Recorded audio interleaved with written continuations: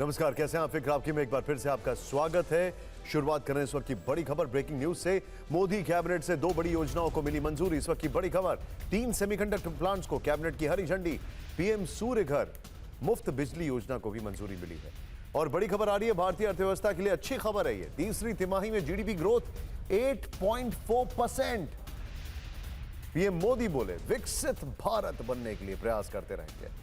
और हिमाचल में कांग्रेस सरकार का संकट टल गया है। बड़ी खबर यह भी है, विधायकों से तालमेल के लिए बनेगी 6 सदस्यीय समन्वय समिति। पर्यवेक्षक डीके शिव कुमार बोले सुक्खू सीएम बने रहेंगे।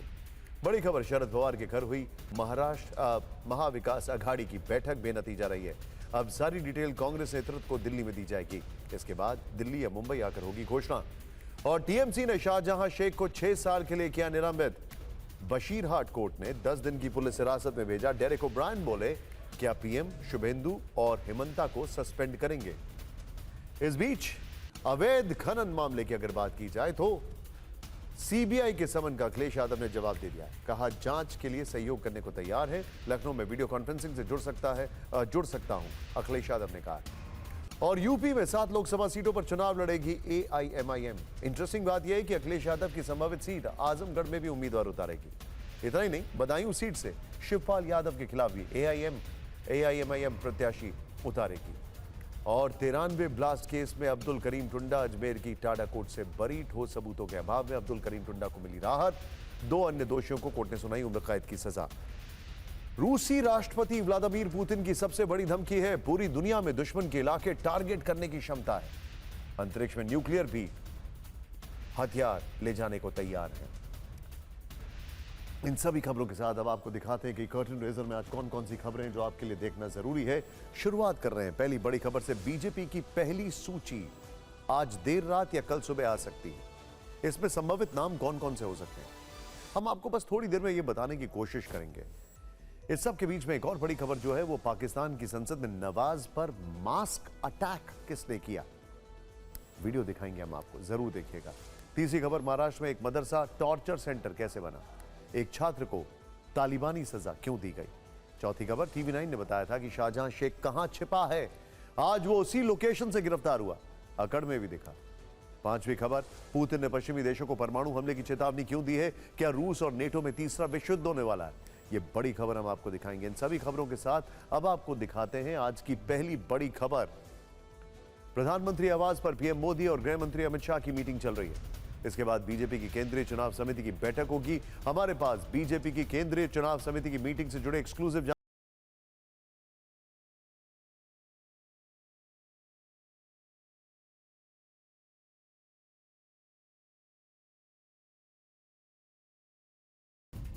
बीजेपी लोकसभा चुनाव के लिए पहली लिस्ट पर चर्चा होगी। बैठक में नरेंद्र मोदी और अमित शाह के नाम भी शामिल होंगे। उम्मीद है कि 100 से 120 नामों को तय कर लिया जाएगा।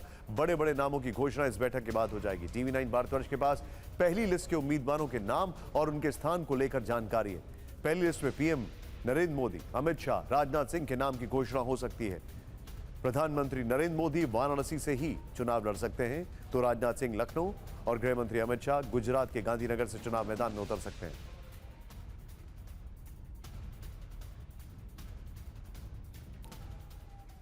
इस सब के बीच में दूसरी बड़ी खबर आ रही है, वित्त मंत्री निर्मला सीतारमण के नाम की घोषणा भी बीजेपी की पहली लिस्ट में हो सकती है। ज्योतिरादित्य सिंधिया ग्वालियर से चुनाव लड़ सकते हैं, तो विदेश मंत्री एस जयशंकर के नाम की घोषणा भी बीजेपी की पहली लिस्ट में हो सकती है। ये तीनों राज्यसभा सदस्य हैं जो लोकसभा चुनाव के मैदान में उतरेंगे और बीजेपी की पहली लिस्ट में इनके नाम का ऐलान हो सकता है। इस सब के बीच में एक और बड़ी खबर आ रही है, पश्चिम बंगाल की 5 सीटों का ऐलान भी बीजेपी की पहली लिस्ट में हो सकता है। लॉकेट चैटर्जी को हुगली से टिकट मिल सकता है। दिलीप घोष मेदिनीपुर से बीजेपी के टिकट पर चुनाव लड़ सकते हैं और निशित प्रमाणिक को कूच विहार से टिकट संभव है। तो शांतनु ठाकुर बनगांव से और दार्जिलिंग से राजू बिष्ट का नाम बीजेपी की पहली लिस्ट में हो सकता है। एक और बड़ी खबर, बीजेपी की पहली लिस्ट को लेकर सूत्रों के मुताबिक जो जानकारी मिली उसके अनुसार स्मृति ईरानी एक बार फिर अमेठी से मैदान में उतरेंगी, जहां पिछली बार उन्होंने राहुल गांधी को हराया था। शिक्षा मंत्री धर्मेंद्र प्रधान ओडिशा के संबलपुर से चुनाव लड़ सकते हैं। पर्यावरण मंत्री भूपेंद्र यादव हरियाणा के महेंद्रगढ़ से मैदान में उतर सकते हैं। किरण रिजिजू एक बार फिर अरुणाचल पश्चिम से चुनाव लड़ सकते हैं। ये सारे नाम बीजेपी की पहली लिस्ट में हो सकते हैं। बीजेपी की पहली लिस्ट में एक चौंकाने वाला नाम भी हो सकता है, वो है शिवराज सिंह चौहान का। शिवराज सिंह चौहान का, ठीक सुना आपने, मध्य प्रदेश की पूर्व मुख्यमंत्री शिवराज सिंह चौहान विदिशा से चुनाव लड़ सकते हैं।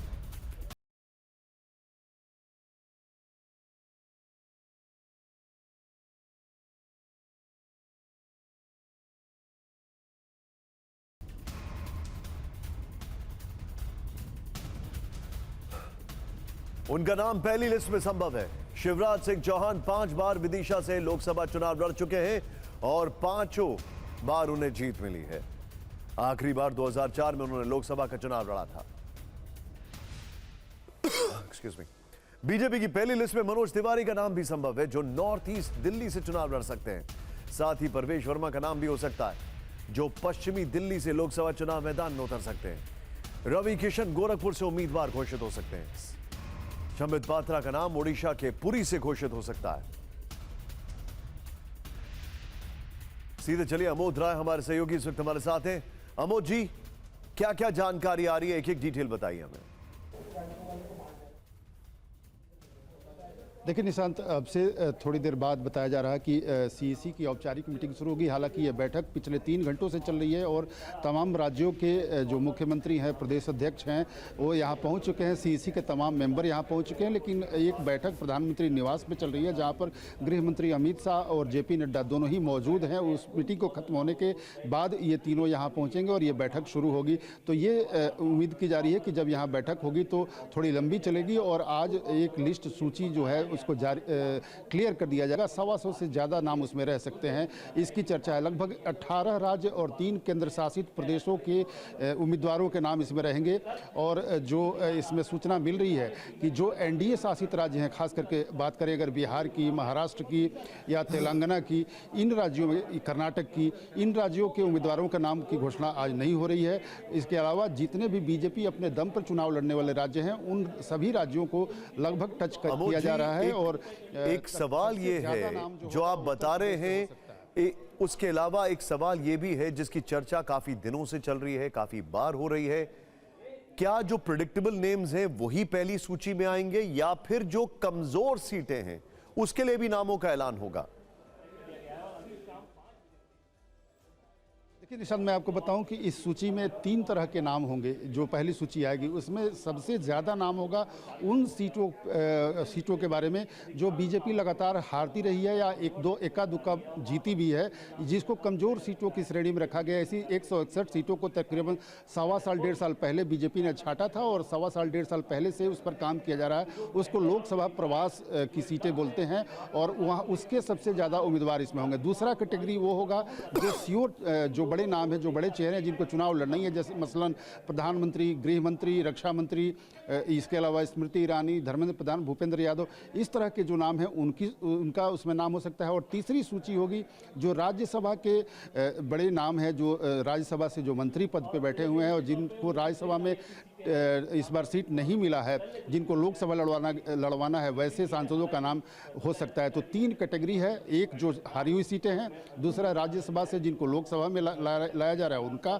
और तीसरा जो जिनको शर्तिया किसी भी तरह से चुनाव लड़ना ही है, जो घोषित एक तरह से नाम है, चाहे प्रधानमंत्री हो, गृह मंत्री हो या अन्य वरिष्ठ मंत्री हो। तो ये 3 कैटेगरी है और तीनों का मिला जुला ये सूची होगा और इसमें 125 से ज़्यादा नाम हो सकते हैं, ऐसा बताया जा रहा है। निशांत, आपसे एक 2 चीजें मैं जानना चाहूंगा। पहला सवाल तो यह है कि ये नामों की घोषणा, ये जो सूची की हम बात कर रहे हैं, ये आज ही सामने आएगी या कल भी हो सकता है? दूसरा, ये बैठक थोड़ा पहले होने वाली थी, इतना विलंब क्यों?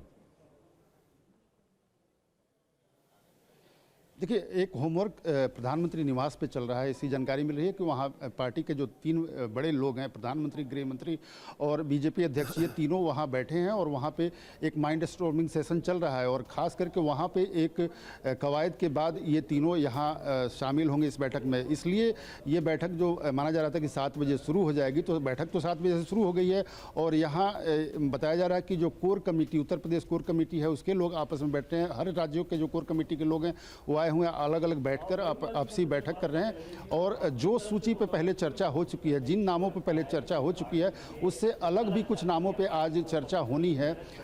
जैसे उत्तर प्रदेश की बात अगर करें तो पिछली जो बैठक हुई थी विगत शनिवार को, उसमें उत्तर प्रदेश की कोर कमेटी के साथ गृह मंत्री और बीजेपी अध्यक्ष की बैठक हुई थी। उसमें 16 जो हारे हुए सीट हैं उनकी चर्चा हुई थी और इक्का दुक्का नाम जीते हुए सीटों पर हुई थी। लेकिन उससे इतर आज उन सीटों पर भी चर्चा होगी जहां बीजेपी जीती हुई है, खास करके पूर्वी उत्तर प्रदेश के कुछ सीटों पर आज चर्चा होगी। तो इस तरह के कवायद को करने में थोड़ी विलम्ब जरूर लग रही है, लेकिन बीजेपी चूंकि आज इस बैठक को करने ही वाली है और सीईसी होना ही है, तो एक आप कह सकते हैं कि होमवर्क दो जगह हो रहा है। एक प्रधानमंत्री के घर पे हो रहा है और दूसरा बीजेपी ऑफिस में हो रहा है। फिर उसके बाद एक साथ बैठकर एक बड़ा माइंड स्टॉर्मिंग सेशन करके उम्मीदवारों के नामों पर। अमोद जी, शुक्रिया इस जानकारी के लिए आपका। लेकिन पश्चिम बंगाल चलते हैं, वहां पर संदेशखाली में महिला उत्पीड़न का आरोपी शाहजहां शेख कानून के शिकंजे में आ गया है। तस्वीर देखें पहले आप, ये देखिए, पुलिस वाले ऐसा लग रहा है कि उनके ऊपर इसने एहसान किया। इस तस्वीर को देखें, किस तरीके से उंगली दिखाता हुआ ये मीडिया को ऐसे जा रहा है और पीछे पुलिस वाले आराम से जा रहे हैं। आइडियली इसके हाथ पुलिस के हाथ में होने चाहिए क्योंकि गिरफ्तार किया गया है, भाग रहा था ये। कलकत्ता हाईकोर्ट के सख्त रुख के बाद पश्चिम बंगाल पुलिस ने शाहजहां शेख को नॉर्थ 24 परगना के मीना खान इलाके से गिरफ्तार कर लिया है। वो एक घर में छिपा हुआ था। गिरफ्तारी के बाद उसे बशीरहाट कोर्ट में पेश किया गया, जहां से उसे 10 दिन की पुलिस हिरासत में भेजा गया। 55 दिन वांटेड शाहजहां शेख की गिरफ्तारी बड़ी खबर है। लेकिन ये वीडियो देखिए आप पहले, ये वीडियो देखिए, यहां पर इस पॉइंट को देखिएगा आप, ये देखिए, इसमें शाहजहां शेख पुलिस कस्टडी में पेशी के लिए कोर्ट जाते दिख रहा है। पुलिस की गिरफ्त में आने के बाद भी इस आरोपी की अकड़ कम नहीं हुई। यह वीडियो उस वक्त का है जब शाहजहां शेख को पुलिस बशीरहाट कोर्ट में पेशी के लिए ला रही थी। ये वही शाहजहां शेख है जिस पर महिलाओं के उत्पीड़न का आरोप है। लेकिन इसकी चाल देखिए, यह आरोपी पुलिस की हिरासत में ऐसे चल रहा है जैसे कोई वीवीआईपी हो। इसके चेहरे पर कानून का कोई खौफ नहीं है, न ही जेल जाने का कोई डर। ये रिपोर्ट देखें।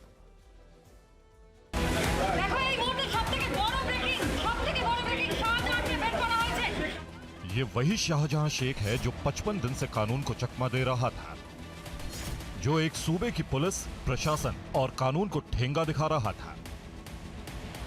हाईकोर्ट की सख्ती के बाद जब उसका बचना मुश्किल हो गया तो पश्चिम बंगाल पुलिस को उसे अरेस्ट करना पड़ा। लेकिन गिरफ्तारी के बावजूद शाहजहां शेख के चेहरे पर कोई शिकन नहीं दिखी। ये उस वक्त की तस्वीर है जब उसे कोर्ट में पेशी के लिए लाया गया। शाहजहां शेख सीना ताने कोर्ट में दाखिल हुआ। तस्वीर को गौर से देखिए। कोर्ट में पेशी के दौरान शाहजहां शेख विक्ट्री साइन दिखा रहा था। एक और तस्वीर देखिए।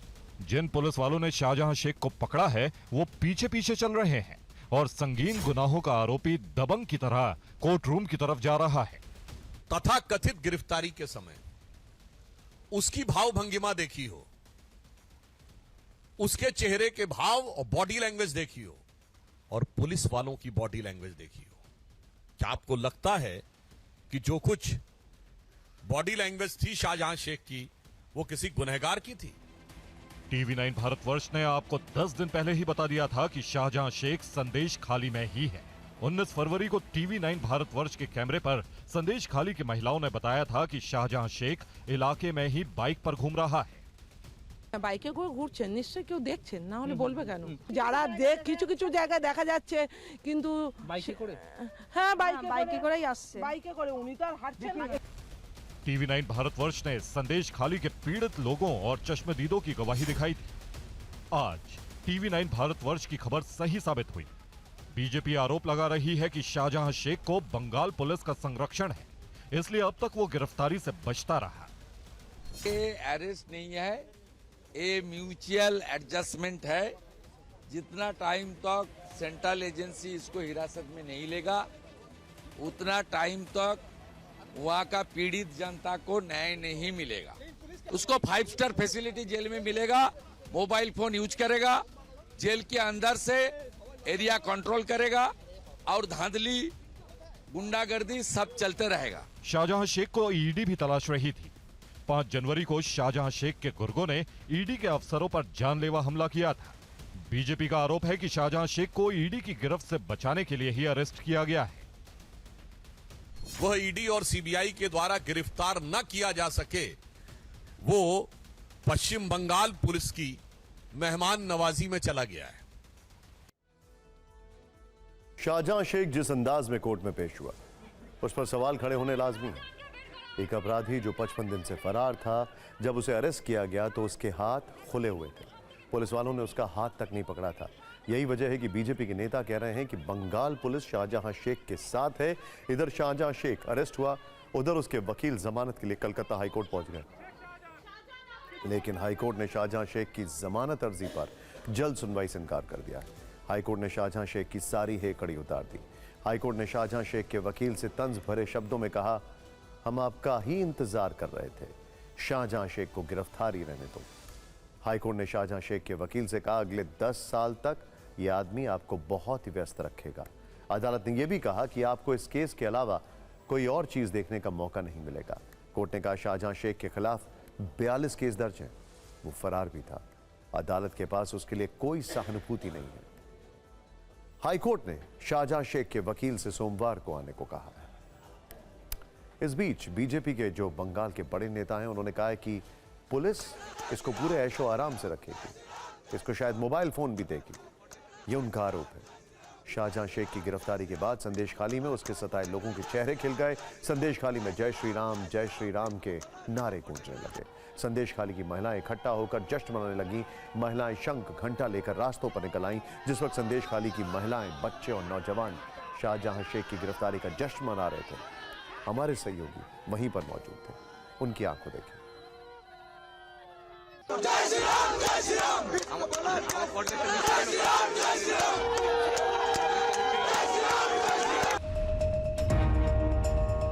एक समय जहां पे शेख शाहजहां का नारा लगता था, आज वहीं पे जय श्री राम का नारा लग रहा है।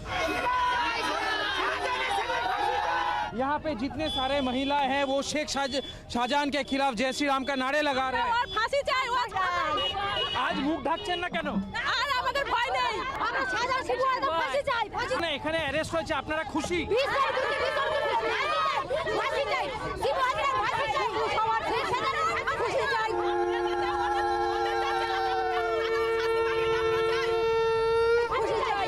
देखिए यहाँ पे शंखनाद लगाया जा रहा है क्योंकि शेख शाहजहां गिरफ्तार हुए हैं। अपनी खुशी, अपनी शाख के नवाज হ্যাঁ খুশি, হ্যাঁ আমরা খুশি, আমরা সব খুশি। শাহজাহান শিবু ধরা পড়েছে, আমরা খুশি।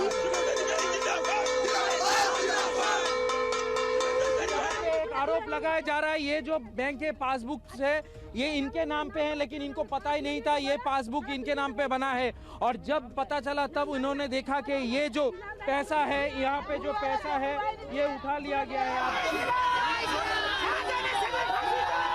হ্যাঁ আমরা সবাই খুশি। ফাঁসি চাই, শিবু হাজরা ফাঁসি, শাহজাহান শেখের ফাঁসি। আপনারা খুশি? হ্যাঁ খুশি, আমরা খুব খুশি।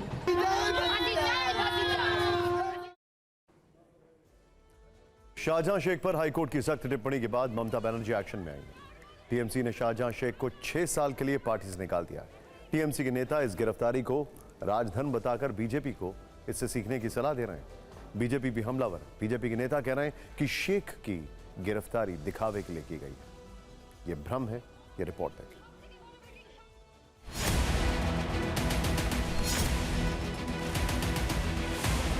अरे भाई अरेस्ट नहीं है, आप लोग भ्रम पैदा कर रहा है। ये उनका कस्टोड संरक्षण में था।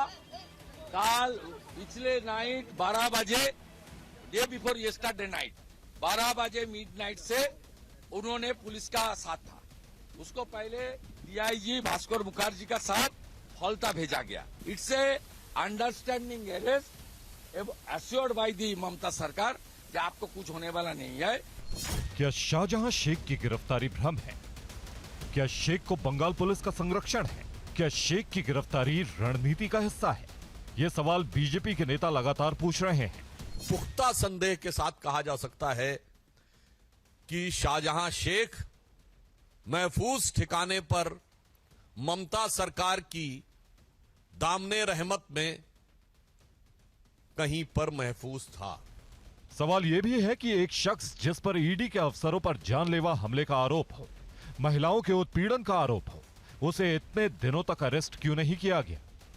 हमारा लीडर अभिषेक बंदोपाध्याय उन्होंने बोला था हाईकोर्ट के राय के 2 पैरा उसके लिए ही स्टेट पुलिस का हाथ पा बांधे हुए है और एक्शन नहीं ले सकते हैं। उसके स्टेटमेंट के बाद ऑनरेबल हाईकोर्ट वो जो विधि निषेध आरोप था वो हटा दिया।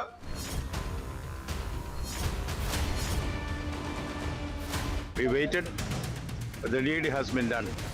This is a lesson to everyone. Now let's hope new dawn of lawful. Shahjahan Sheikh की गिरफ्तारी की टाइमिंग काफी अहम है क्योंकि कल यानी प्रधानमंत्री नरेंद्र मोदी पश्चिम बंगाल के आराम बाग का दौरा करने वाले हैं। परसों यानी 2 मार्च को प्रधानमंत्री मोदी कृष्णानगर जाएंगे। 6 मार्च को प्रधानमंत्री का बारासात जाने का कार्यक्रम है। माना जा रहा है कि प्रधानमंत्री मोदी बंगाल के दौरे में संदेशखाली का मुद्दा उठा सकते हैं। शायद इसीलिए ममता बनर्जी सरकार ने शाहजहां शेख को गिरफ्तार कराया। अब खबर आपके काम की।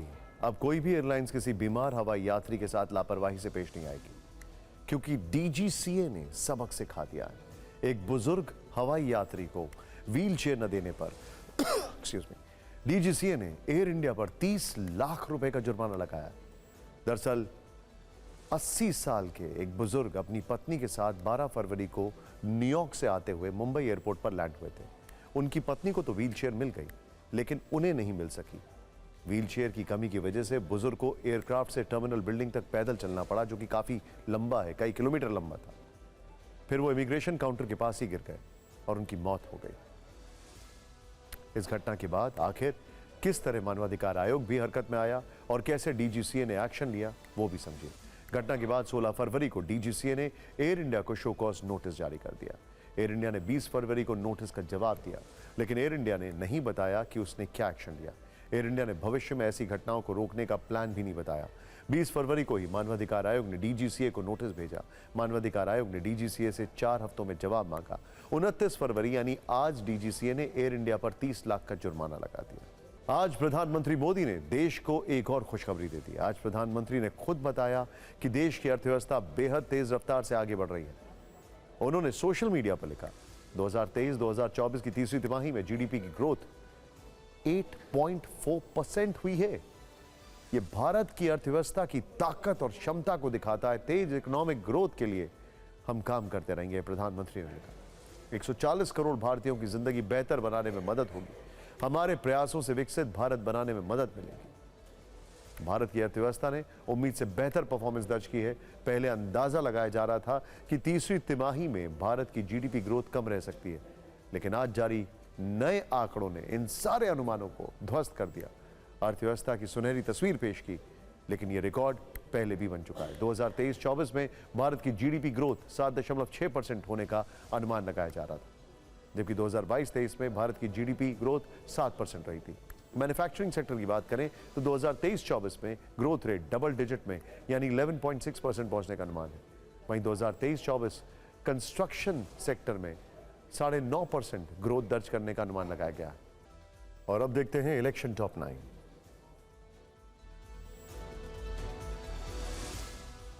कल झारखंड के धनबाद पहुंचेंगे प्रधानमंत्री नरेंद्र मोदी। 13,700 करोड़ की 7 योजनाओं की देंगे सौगात। लोकसभा चुनावों के ऐलान से पहले ज्यादातर उम्मीदवारों के नाम घोषित करेगी बीजेपी। 25 से 30% मौजूदा सांसदों के कट सकते हैं टिकट। दिल्ली में एलजी और सीएम केजरीवाल के बीच लेटर वॉर जारी है। एलजी ने केजरीवाल को चिट्ठी लिखकर याद दिलाए पुराने बयान। केजरीवाल ने एलजी की भाषा पर सवाल उठाए। कल से शुरू हो रहा है पंजाब विधानसभा का बजट सत्र। 5 मार्च को वित्त मंत्री हरपाल चीमा पेश करेंगे बजट। पंजाब के सीएम भगवंत मान का बादल परिवार पर हमला। बोले बादल परिवार ने फायदे के लिए नियम बदले, फॉरेस्ट एरिया की जमीन खरीदी।